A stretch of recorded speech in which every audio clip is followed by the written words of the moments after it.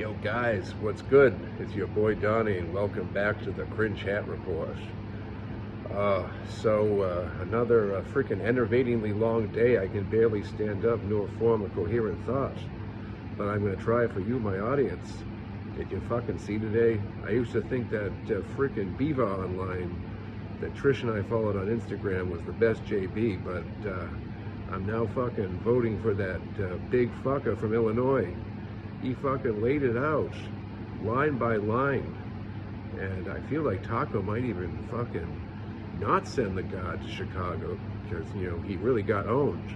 Somebody commented online, the Kool-Aid man fucking came through the wall of fascism. I'm a Pritzker super fan. I love that big bitch, good for him.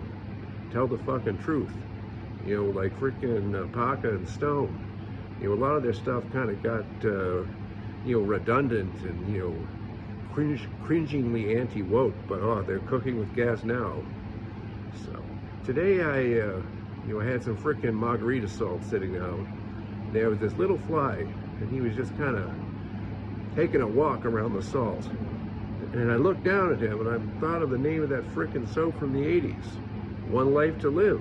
And I'm like, look at this little fucker. He's doing it. Good the fuck for him. And we too must do that. You know, frickin' my father Billy was a union plumber.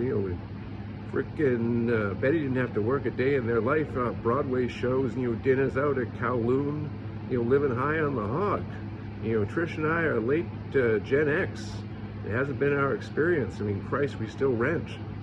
But, I don't fucking resent that. Whatever your frickin' external circumstances are, you look at these rich people, super rich people, who are so fucking bored with themselves, and they just can't, they're like Musk with that fucking cheese on his head, before he decided to give up politics and get interested in something else esoteric. They're sad people. Trish and I have a lovely little life. We've got an apartment, the electricity works most of the time, and if it doesn't, she can fix it. We've got food in the fridge. We still like to pork after all these years. Life is good.